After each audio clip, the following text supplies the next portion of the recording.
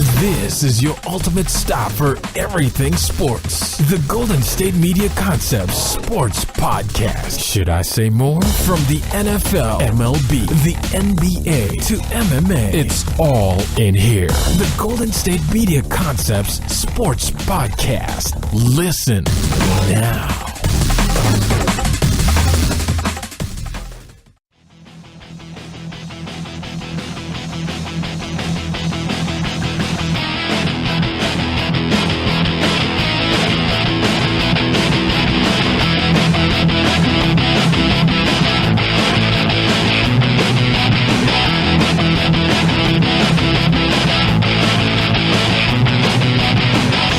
All right, and welcome to the GSMC Sports Podcast. This episode is brought to you by the GSMC Podcast Network, and as always, I am your host, Jesse Tapia. All right, so finally happened. Kawhi Leonard is no longer a Spur. All right, is he playing for the Lakers? No, he's out here playing for the Raptors now. I mean, the Raptors were probably the most random team to trade for Kawhi Leonard, or at least to be in the running for Kawhi Leonard, but nonetheless, here we are. He's now a Raptor, and I mean, I figured he had to have gone to a team like this because, I mean, Boston, Philly, the Lakers weren't going to give up their top assets on that team to get Kawhi Leonard when, I mean, other than LA, all right, you're not even going to know if he's going to be there past a year. Okay. So he's a Raptor now. The Raptors sent DeMar DeRozan the other way, so we'll be talking about that in the first segment. Okay, we'll also be talking about later on how this affects the East and all that. Does this make we'll get some of that in here, but nonetheless, we'll talk about how it affects the league and all that going forward later on. All right, we got some NFL topics to discuss. Darrelle Revis is retiring. Is he a Hall of Famer? I'd like to think so, all right. And it seems like everyone else agrees. All right, we had the MLB All-Star game going on last night. We'll be talking about that. And then, like how we always do, we will be talking about anything else going on in the world of sports at the end of the show. All right. So that's how today's going to go. And let's just get right into this whole Kawhi Leonard Toronto Raptors trade. So the Raptors, like I said, are sending DeMar DeRozan, Jacob Poeltl, and a first-round pick over to the Spurs for Kawhi Leonard. And I think I saw Danny Green. Okay. This move is, I think right now the Raptors organization is in a bit of a panic mode. Okay. Last few years, you've been a real good regular season team, but ultimately it's all meant nothing because of the fact that you haven't been able to go far in the playoffs or get past LeBron. Okay. This past season, you finished as the number one team in the East, all right, had the best regular season record in the East, and you're looking like the best team in the East heading into the playoffs. You beat the Wizards in 6 games in the first round. Second round, you get to meet up with the Cavs and LeBron. Mind you, the weakest team LeBron has ever played with. Okay. You're thinking, if there was any year for the Raptors to do, it's this year. Okay? Well, LeBron and the Cavs struggled big time against the Pacers and ultimately needed LeBron to win them each of those 4 games. All right? I mean, I remember for that series, I picked the Raptors in 6. They ended up getting swept. Okay? DeMar DeRozan plays terrible. Lowry isn't what you needed. And the rest of that team just didn't show up. All right?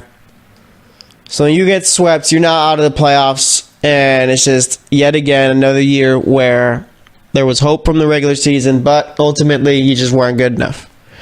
Okay, me personally, I've always figured that the Raptors needed to add someone else with Lowry and DeRozan. Okay, as much as they tried making them the stars of the team and all that, they're not guys who are going to lead you far in the playoffs. All right, those are second-tier players right there, guys that you add to your franchise, to a team with a franchise player already. Okay, they're kind of in that zone with Melo where Melo's a second-tier player. Okay, Melo's not a guy you build a team around. All right, he's a piece that you add. And I think Toronto's front office messed up because they tried building around DeRozan and Lowry, when in reality it was never going to work out with those two being your best players. Okay, I figured maybe if they found a way to add a guy like Kawhi to that duo already, yeah, then they're a problem. All right, but of course, the Raptors ended up sending DeRozan over, and me saying this is a panic move is, I think the Raptors know that their little window is closing, and they got to do whatever they can to get a title. Okay, people forget, but Kyle Lowry's 32 years old already. Okay, You don't get better as you age. There's only few players who have ever done that. One of them's Tom Brady, and it seems the other is LeBron. Okay, but everyone else, once you start hitting those 30s, your play's going to start to diminish. Okay? I'm sure the Raptors see that. Lowry's getting older. DeRozan just doesn't seem to be the guy. Let's go get Kawhi and see what we can do this season.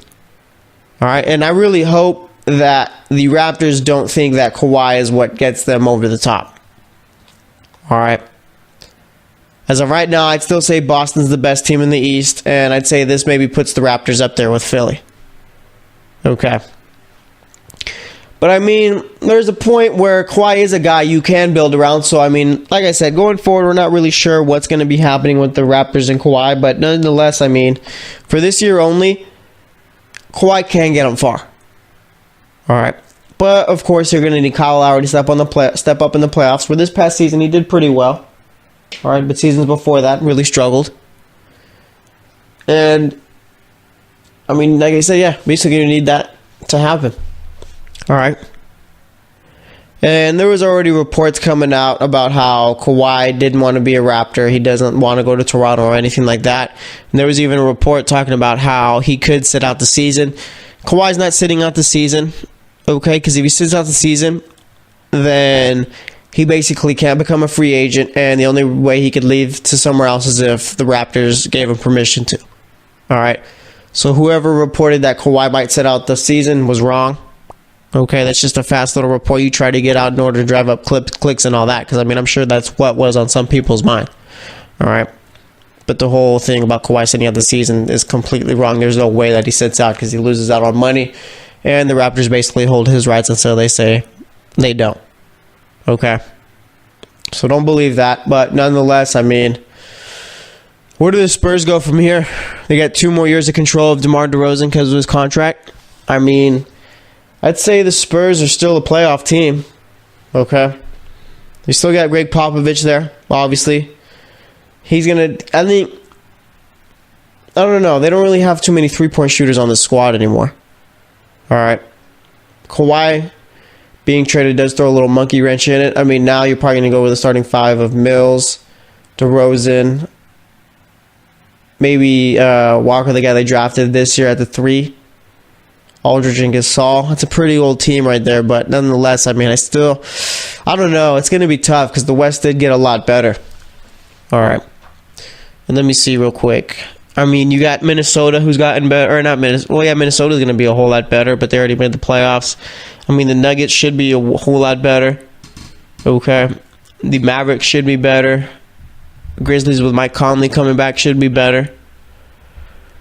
I mean, it's going to be tough for the Spurs to get back into the playoffs. I mean, just seeing that last year, I mean, they finished as the 7th seed? All right, they barely made it this past season. Okay. Pop's going to have to find a way to make DeRozan and Aldridge pretty much fit together on the floor. And I think this probably will end up being DeMar DeRozan's best year of his career. All right? Because of the fact that Popovich knows how to get the best out of his players. Guys like him, Brad Stevens, Eric Spoelstra will adapt to their players' strengths and pretty much play off of that, which is why you see so many players going to each of those teams and pretty much playing as good at basketball as they have ever before. Okay.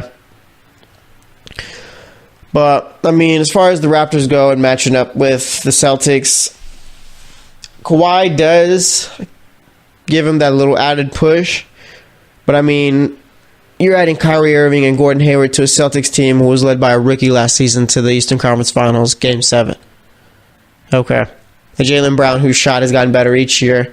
It seems that the Celtics also are going to be extending Marcus Smart. Looks like he might be getting a 4-year, could be anywhere from $45 to $60 million a year type of deal. All right, and I mean, them getting him back is huge. All right, Terry Rozier coming into it. I think it's his 5th or 4th year, I believe it is.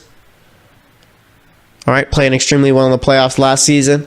Al Horford, who probably had his best postseason ever of his career. All right. I mean, they got a real solid team right now. Okay, and like I said, with Philly, you got Ben Simmons developing in another year. Okay, Joel Embiid looking like he's going to be a future superstar. I think he's already a top 5 center. And then now we got to see what Markelle Fultz can do after this bizarre rookie year of his. All right. But it is risky because, I mean, if Kawhi leaves the Raptors after this season, they're done. All right. I really hope that the Raptors they have to have some type of plan B. All right. There's no way they can go into this season with, all right, well, I guess we just hope that Kawhi wants to sign here long term and it works out for us. Because if so, I mean, this team's going to be pretty bad going forward unless they're able to just continue drafting well and able to draft like a superstar or anything like that once they start hitting the lottery. All right. Because Kyle Lowry's probably got 2-3 more years left in him of probably 2 more years of great play at the point guard position until his skills really start to diminish. All right. So, I mean, with Toronto, they're going out on a limb here. This is a win-now move, and like I said, I think this is a panic move. Okay. Too much pressure on the organization. I mean, after you got swept, you fired Dwayne Casey, and you had to find someone else to blame. And I guess that other person who took the blame was DeMar DeRozan. And this just shows you another thing about loyalty being a myth in professional sports. All right, DeMar DeRozan was supposed to be the guy who was going to end up playing in Toronto for the rest of his career. I'm sure he thought of it that way, and I'm sure for the contract he signed, he figured Toronto thought of it that way. All right? But these teams will trade these players no matter what.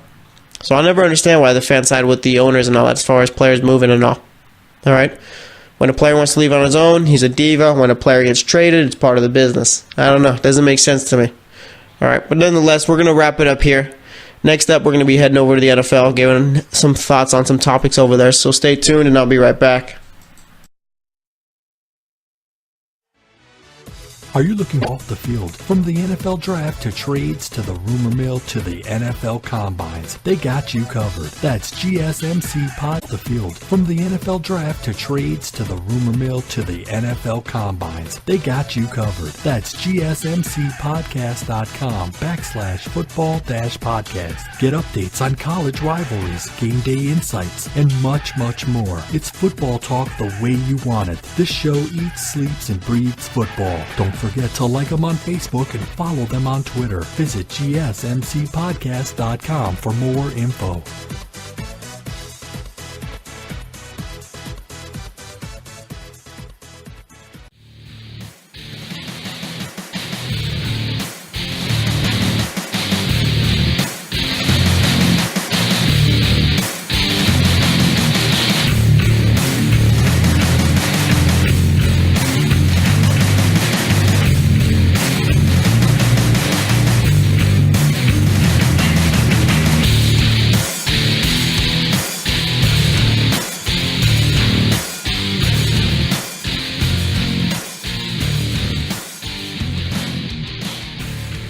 All right, and welcome back to the GSMC Sports Podcast. We spent that first segment talking about the Spurs and Raptors Kawhi Leonard trade. Kawhi Leonard is now a Toronto Raptor. DeMar DeRozan is now a San Antonio Spur.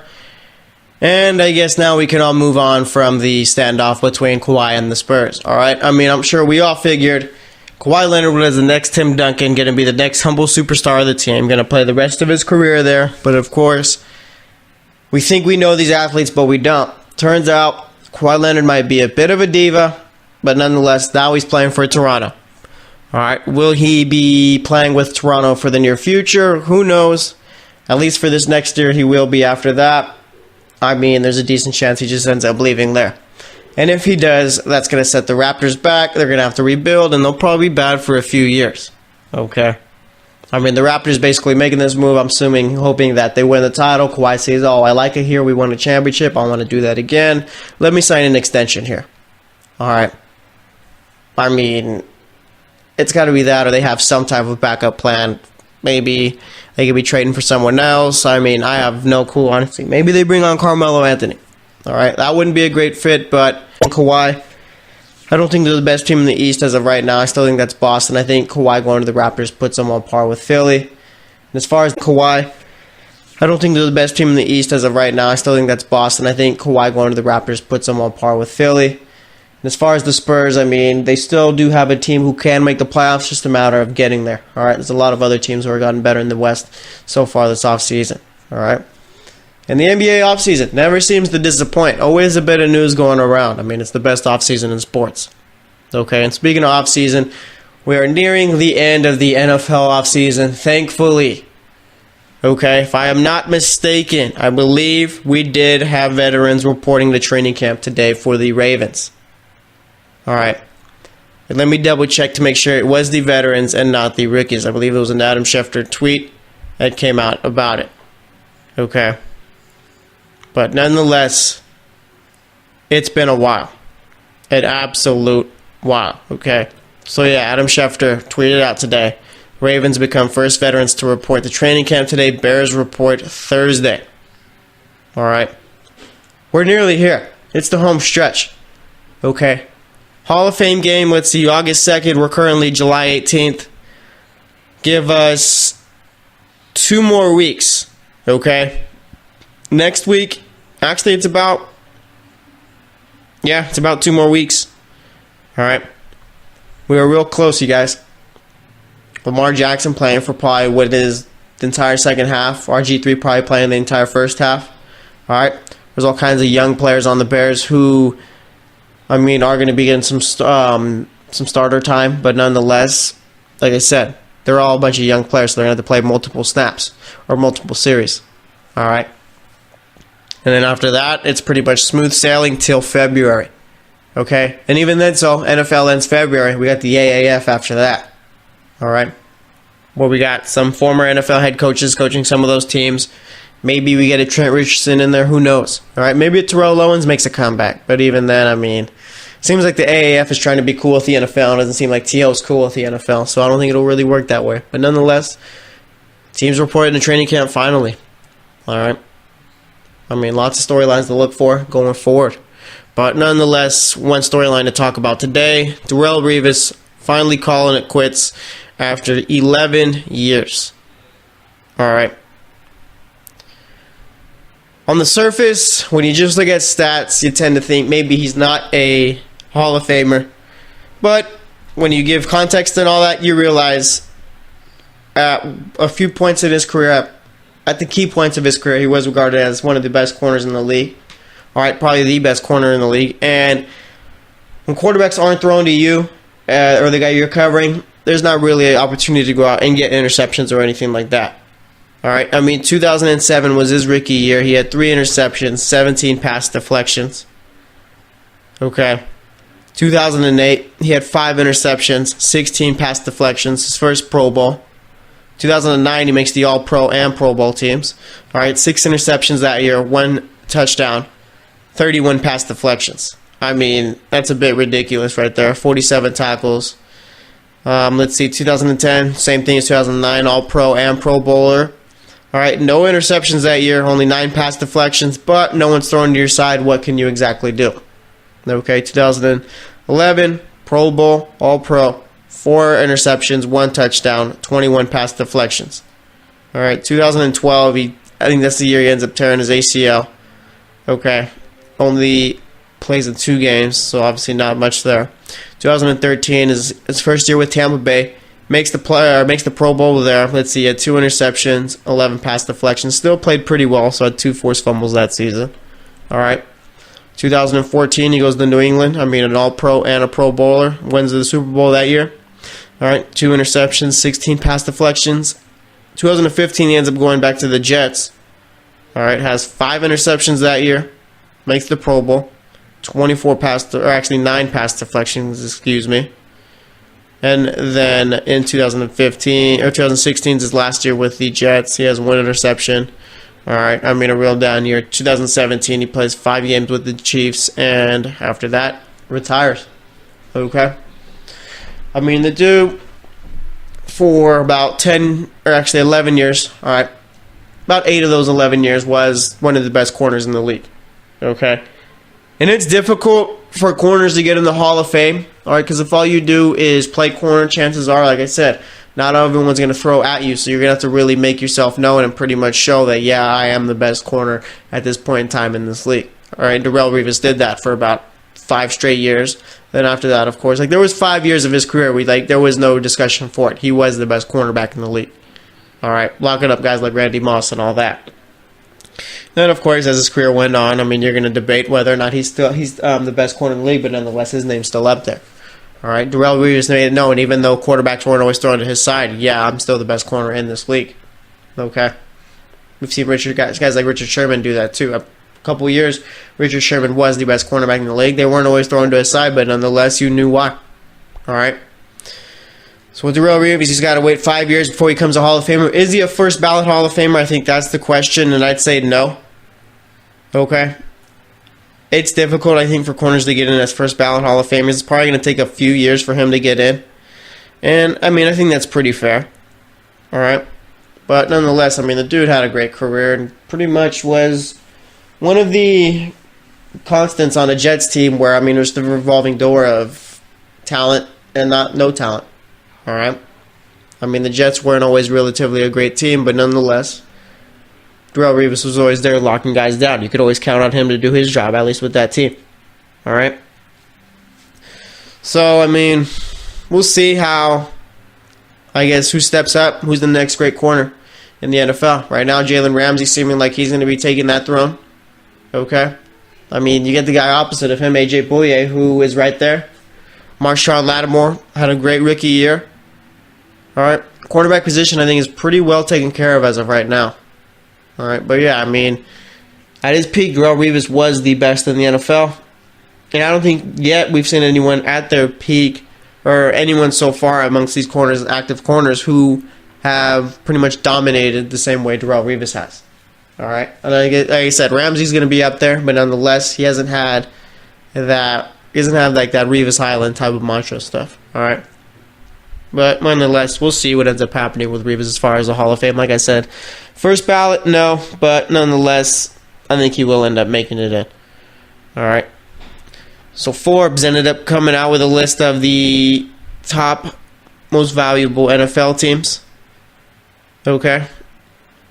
Came up with the top 50. 29 of them are NFL teams in the top 50. But nonetheless, as you know, the Dallas Cowboys are the most valuable team in the NFL. All right, 2017's list, you had Dallas at number 1, the Patriots at number 2, the Giants at 3, Redskins at 4, and San Francisco at 5. Let me see the list this year. You got the Cowboys and Redskins, I believe, as the top 3 most valuable teams. All right.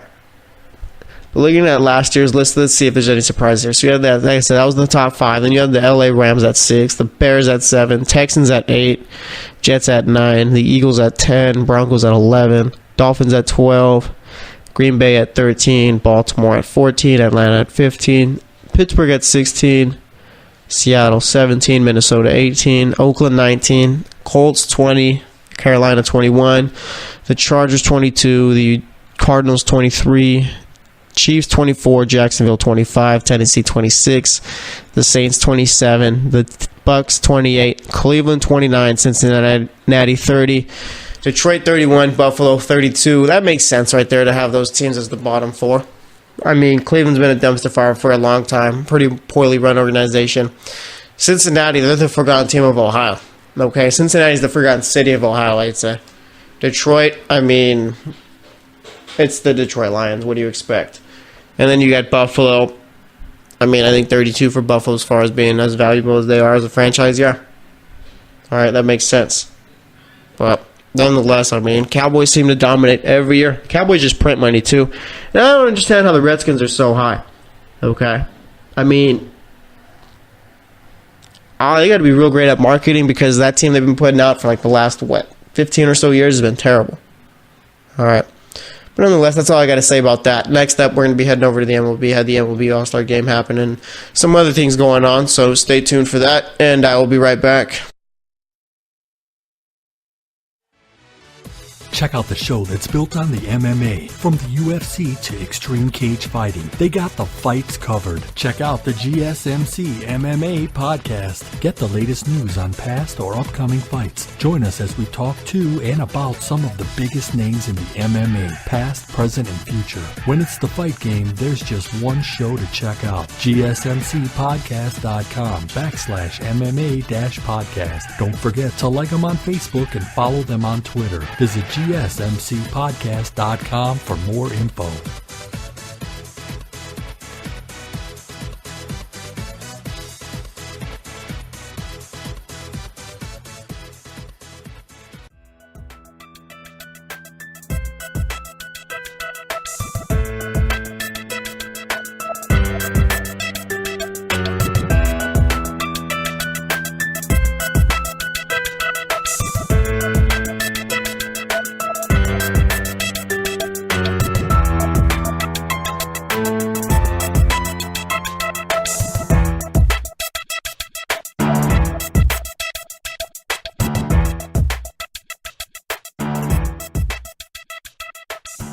All right, and welcome back to the GSMC Sports Podcast. We spent that first segment talking about Kawhi Leonard getting traded to the Toronto Raptors.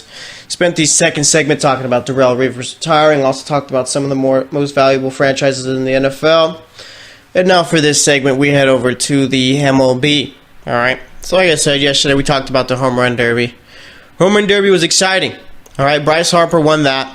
I mean, nothing wrong with the Home Run Derby. MLB All-Star break off to a great start. All right, now we have the All-Star game going on Tuesday. Okay. All-Star game was exciting. Okay. I really didn't have a problem with it, really. I mean, American League won 8-6. If I'm not mistaken, unless they changed it, I just don't remember. All right, the American League now gets home field in the World Series. You got to assume the Yankees, Astros, and Red Sox are pretty happy about that. The A's over there on the corner saying, "Wait, don't forget about us." But nonetheless, I mean, yeah, American League had the better team, I'd say, and I mean they came away with a win. All right, no shortage of runs here. I mean, even some excitement going on over in the bottom of the ninth. All right, I mean, starting out the game, you had Aaron Judge who hit a homer, and then you had Mike Trout homering in the third, which made it 2-0. Wilson Contreras homers in his first at-bat, his first All-Star at-bat, makes it 2-1. AL still up. Trevor Story homers in the bottom of the seventh. All right, makes it 2-2 there. And you got Gene Segura hitting a 3-run shot over in the top of the eighth, makes it 5-2. Bottom of the eighth, Christian Yelich homers to left, which makes it 5-3. All right, bottom of the ninth, you got Scooter Gennett, tying up the game. Perfect, 5-5 there. That's where the excitement comes in. All right, Bregman homers in the top of the 10th, a solo shot to center. Left center makes it 6-5. Then George Springer homers to right, which makes it 7-5. And then Michael Brantley hits a sacrifice fly to left. Gene Segura scores there, makes it 8-5. And then bottom of the 10th, Joey Votto got things started with a home run, which made it 8-6. AL still up, but nonetheless, the NL could not tie it up at the end. All right. So like I said, there was action. Record of 10 home runs in that game. All right. And I'd say, yeah, like I said, MLB does well for the All-Star game, the All-Star break. They always do well there. All right.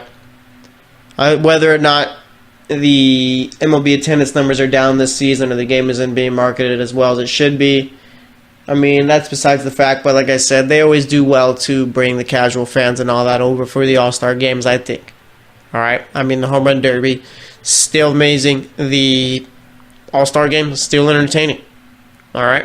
And I mean, I think it's always fun too because every team gets an All-Star and all that. So I mean, that's always going to bring fans who maybe of poorer teams come to watch because they got one of their best players.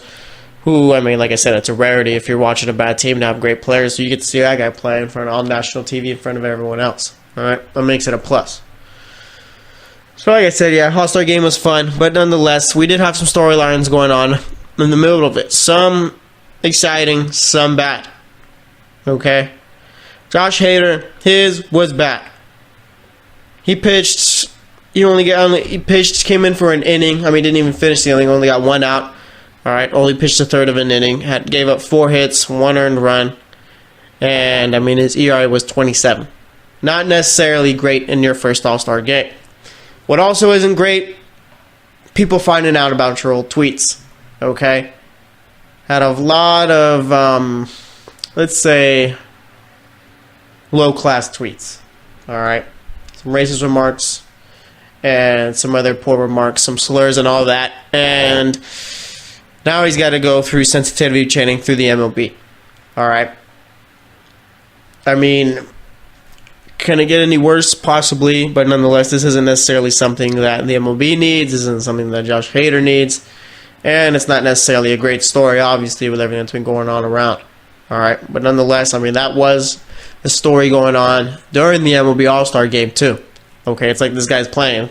Sure thing, next thing you know, he's got to check his phone after the game, and he's going to figure out what's going on. He had to answer questions about it after the game and all that. So, I mean, we'll see with the MLB. Like I said, they're going to be putting him through sensitivity training and all that. So, I mean, that's what's coming from that. But the other story of the game was Manny Machado. All right, where's he going? JD Martinez was on Instagram Live with him before the game, and I think it was Instagram Live, and was basically asking him, Machado said some words that I can't say on this podcast due to us being a professional one, but nonetheless, pretty much, in short, had no clue where he was going. All right? John Heyman and everyone else pretty much did, though. I mean, it was pretty much the Dodgers were the team of the day as far as who was going to be traded for Machado. All right, I mean, there was a report about the Orioles having a deal in place. Everyone was trying to figure out that team, but like I said, the Dodgers' name kept popping up, and sure enough, he ends up getting traded to the Dodgers. All right. I mean, this is a win-now move for the Dodgers, obviously. They've made it. They've gone to the playoffs. They've made it far, but they always seem to come up short. Last year, they made it to the World Series, ended up losing to the Astros, and I think this is a point where, I mean, the Dodgers are looking over on the AL side of things, and you're seeing Boston, the best team in the majors right now, okay, on an absolute tear. Most wins ever before the All-Star break, okay? They're looking good. The Yankees, okay, they're 4.5 games back of the Red Sox. Nonetheless, got the third best record in baseball, all right? And then you got the Astros, the team you lost to in the World Series last year, and got the second best record in baseball. Okay, I mean, it's ridiculous how much better these AL teams are than these NL teams. Okay. The best record in the NL gets you at 55-38 with the Cubs. Okay. The A's, who are not even a wild card team, are currently 55-42. All right. The Indians, who are 52-43 and probably the worst division in the AL, would only be a half game back of the Phillies and a half game back of the Dodgers. Okay. I mean, for these NL teams, I mean, if they're expected to make it to the World Series, that's great and all, but you're going to need the firepower to compete with these teams out here. Okay? It's ridiculous how, like I said, the A's, who aren't even a wild card team, would have the best record in the NL. All right? Well, second best, considering the fact that the Cubs have worse or less losses. Okay. So, I mean, this is a good move by the Dodgers, a move they needed to make. All right, it's not just the point of getting to the World Series is enough. If you're going to win it, you're going to need to compete with these Red Sox, with these Astros, and with these Yankees. All right, and I mean, this is probably the best three teams the AL is. No, I don't want to go as far as saying that, but nonetheless, let me just say this is the best the AL has been in a while as far as their teams. Okay, I can't remember the last time the Yankees and Red Sox were this good at this point of the season. All right, but a question that's also been raised, all right, which probably won't even end up happening, but nonetheless, the Washington Nationals. They're currently 48-48, 5.5 back of the Phillies. Okay? Of course, when you're about a 500 team at the All-Star break, you're figuring out, are we going to be buyers or are we going to be sellers? Okay, the Nationals, as good as they've been over the years, they've only been a great regular season team, have never really done anything in the playoffs. All right. Do you trade Bryce Harper? I mean, it's an honest question. Okay? What are you exactly playing for this season? Sure, you got Scherzer and all those guys, but your team really hasn't been the epitome of winning this season, to say the least. All right? Bryce Harper had a nice little moment winning the home run derby, all right? Thank the fans and all of that. Did all right in the All-Star game, but nonetheless, are you going to let him walk for nothing this year? Or are you going to at least get something? All right. I mean, you're telling me that you couldn't find a suitor for Bryce Harper? Okay. A team would take him on. A team would give up absurd amounts of assets to get him.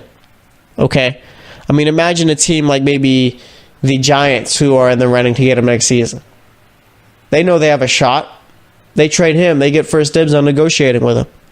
Maybe a team like the Red Sox. I mean, that's a bit of a slim possibility considering the fact that you got Benintendi, all right, Mickey Betts, you got Jackie Bradley out there, and plus, I mean, you got Jaden Martinez, who also plays in the outfield sometimes when they start Mitch Moreland. Yankees, I'm not sure if they're even able to afford that since they're paying Giancarlo Stanton's contract. But nonetheless, I mean, if I'm the Nationals, I'm at least entertaining the fact. I'm at least looking into it. Okay? Letting a guy of this magnitude go for nothing would be a bit of a problem for them. All right. Dude's probably the second best player in baseball right now. And, I mean, you figure he's going to be getting paid $400 million next season. You're not going to be paying that. All right. At least get something for the guy before you turn into a dumpster fire. But, I mean, it's up to them. Like I said, they're 5.5 games back of the Phillies right now. Let me see where they are amongst the wild card standings. All right, maybe that gives more of an idea. Right now, in the wild card, they are currently 5 games back of the Braves for that second spot. All right. So, I mean, it's going to be tough. Plus, you got the Dodgers. I mean, them adding Machado pretty much makes them a guaranteed playoff team. Now you got the Diamondbacks, Rockies, and Giants who are going to be fighting for a second playoff spot, and I do think one of those 3 teams will make it. Actually, I don't know. All right, because, I mean, the Braves and Brewers are playing extremely well. Brewers are probably going to be a team that makes it. I think there's only 1 spot left. And I don't think the Nationals' chances of making that spot are too high. So, like I said, you trade Bryce Harper, you get something for him. You wait till free agency, chances are you're not going to be signing him long term. He's going to go somewhere else. You'll get him for nothing. All right? Or you'll lose him for nothing. So, it's up to them, but it's a decision they got to decide. So, we're going to wrap it up here. Next up, we're going to be talking about anything else going on in the world of sports. So, stay tuned, and I will be right back. Are you looking for help for your fantasy football team? Check out the GSMC Fantasy Football Podcast. Get today's best advice on who to start, who to sit, even who you should draft. From sleeper picks to red-hot lineups, they got it all covered for you. That's gsmcpodcast.com/fantasy-football-podcast. We'll cover traditional leagues, dynasty, PPR, even IDP leagues. When you need fantasy help, there's just one show to hit up. Don't forget to like them on Facebook and follow them on Twitter. Visit gsmcpodcast.com for more info.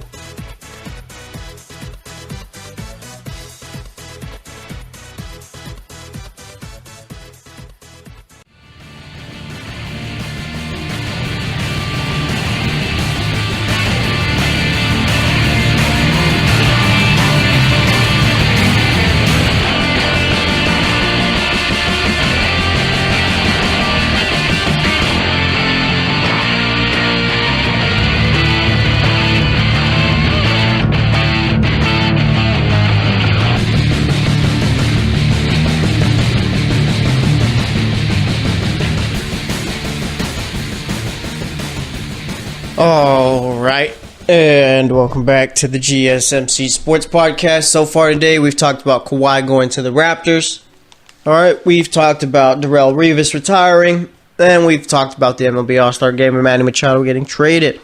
Okay, now we talk about anything else going on in the world of sports, and Manny Pacquiao had a championship bout with Lucas Batiste on Saturday. All right, you could have caught that on ESPN Plus if you wanted to watch it, but nonetheless, Pacquiao ended up beating Batiste, I think, in the 7th round, TKO, and took the belt and won.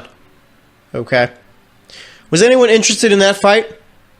I mean, does Manny Pacquiao really... Manny Pacquiao is not a draw anymore.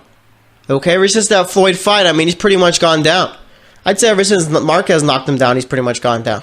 All right, that might have happened after. Let me see if I could look at Manny Pacquiao's past fighting history, because I forget usually which game ended up coming first, but let me see. Because I know that Floyd fight after that is when he had the shoulder problems and all that. They tried using that as an excuse, but nonetheless, I mean, let's see. Let me see if I can get it in order. Okay, because I don't want it to be a certain way, but nonetheless, I mean, let's see. Pacquiao Marquez 5 was... Let's see. Pacquiao Marquez 5 was... before his Bradley fights, I believe. All right. So Pacquiao Marquez actually was 4. Was that 2012? Yeah, I think that was 2012. So it was Pacquiao Marquez 4, excuse me. All right. So that was in 2012, December 8th. Floyd Pacquiao was... Let's see. When was Floyd Pacquiao? Was it after that Marquez fight? It was it was in 2015. I don't know why I was forgetting it or remembering it so differently. But nonetheless, yeah, I mean, look at it. Him fighting Marquez, he gets knocked out there, and it's just, I feel like everyone forgot about him and all. And because he's fighting guys like Chris Algieri, that was a terrible fight, though. I don't understand why he fought Chris Algieri, but nonetheless, I mean, he fights Floyd, and after that is when he really went down. All right, retires for a bit, then he fights Bradley for a 3rd time.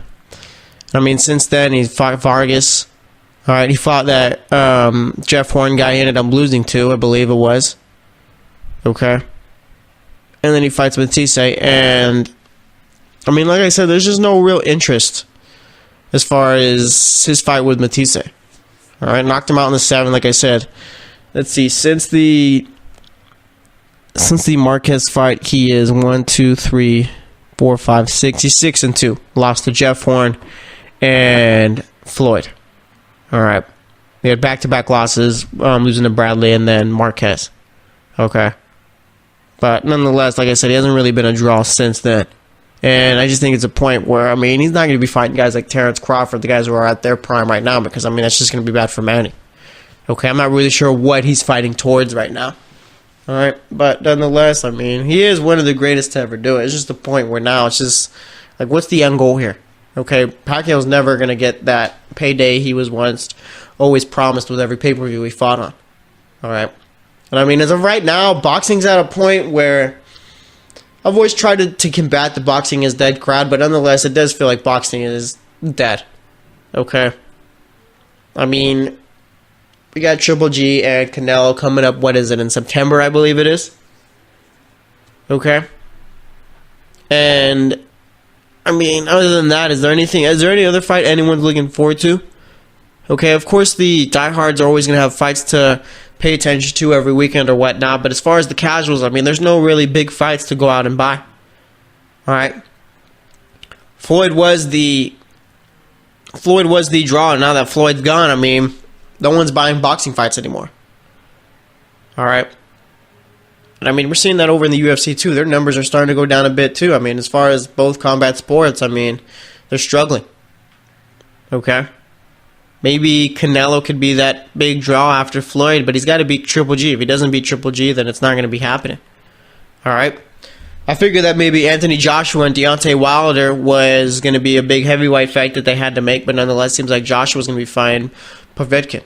Okay, because he has to. So, I mean, as far as boxing, I'd say as of right now, yeah, it's dead. Okay. I'm always going to watch the fights and all. Boxing's always been a personal favorite sport of mine. I don't really lump it up there with football or anything like that. It's always just been something where I could sit down and watch the fight. Okay? But nonetheless, I mean, it's not in a great spot right now. Okay? There's no real big draws besides Canelo. And even then, so I feel like some people kind of don't even look towards Canelo anymore because of the first little drug test that he failed. Alright, so they got to find their newest star, and I'm not sure if they'll be able to. It doesn't seem like anyone's really coming up for that, but nonetheless, we'll see. Let's see, anything else going on in the world of sports right now? I mean, not too much. You got the ESPYs going on tonight. The ESPYs are overrated, I'd say. Okay. I mean, it's a bunch of meaningless, I guess you could say, awards. Except for some of them do hold some meaning, but nonetheless, I mean, am I going to be watching the ESPYs tonight? Probably not. Okay. I mean, we got some MLS games going on tonight. Alright, I don't understand why the WNBA plays their games so early. I feel like if they were to play it later, maybe you get more ratings that way. Okay. But nonetheless, let's see. Anything else going on right now? We got friendlies going on. Let's see what's going on in the soccer world. Alright. Looks like Zidane might become the sporting director of Juventus. Okay, maybe that's a move that helped get Ronaldo there.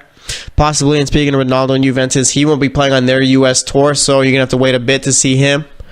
Alright, but nonetheless, I mean, I don't think we're expecting any of these guys from the World Cup to be playing on any of these summer tours going on with these clubs. Okay. So let's see, anything else going on right now? Josh Hart named the Summer League MVP. I mean, Lakers were expecting big things with him for this Summer League's little tournament. He delivered, all right? I saw him play over in Sacramento. Him and Mo Wagner. Josh Hart looked good. He was probably one of the better players out there, along with Bam Adebayo and all those other guys that played that day. But nonetheless, I mean, we'll see if Josh Hart can develop a nice little bench role for him this season, all right? Because he's going to have to compete with guys like Lance Stevenson and all that. All right? But nonetheless, I mean, yeah, the biggest news coming out of the NBA is Kawhi going to Toronto. All right. I'm not sure how good of a move this is. I'm not sure who wins this trade. I mean, on the surface, I'm assuming it's going to be San Antonio. I highly doubt Kawhi ends up coming back to Toronto after the season. So, I mean, you have to make it San Antonio by default. All right. And, I mean, as far as Toronto, if Kawhi is the same Kawhi we've all known and watched, I mean, who's to say that they can't make it to the finals? All right. Kawhi is that big of much of a difference maker. So now it's just a point of can he be that difference maker for Toronto? And will Lowry be that little pretty much Robin to his Batman type of thing? All right. Because, I mean, now it is Kawhi's team. As good as Lowry is, and as long as he's been there, he's not as good as Kawhi. And Lowry's 32, so he's going to have to defer to Kawhi a bit, I'd say. All right. So that's all I got for today. We're going to end up wrapping it up here. All right. Like I said, starting out, we talked about Kawhi going to the Raptors. DeMar DeRozan is now a San Antonio Spur. You got to figure that DeRozan's going to probably have the best year of his career over with Pop. All right. We talked about Darrelle Revis retiring. I'd say he's a Hall of Famer. Is he a first ballot Hall of Famer? I don't think so. All right. Third segment, we talked about the MLB All-Star game, and then for this segment, we talked a bit about boxing. Is it dead? I'd say so. All right, I've always been wanting to try and combat that crowd, but nonetheless, I mean, there's no real draws out there.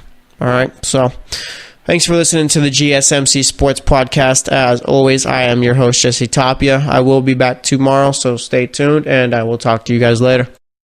You've been listening to the Golden State Media Concepts Sports Podcast, part of the Golden State Media Concepts Podcast Network. You can find this show and others like it at www.gsmcpodcast.com. Download our podcast on iTunes, Stitcher, SoundCloud, and Google Play. Just type in GSMC to find all the shows from the Golden State Media Concepts Podcast Network. From movies to music, from sports to entertainment, and even weird news. You can also follow us on Twitter and on Facebook. Thank you, and we hope you have enjoyed today's program.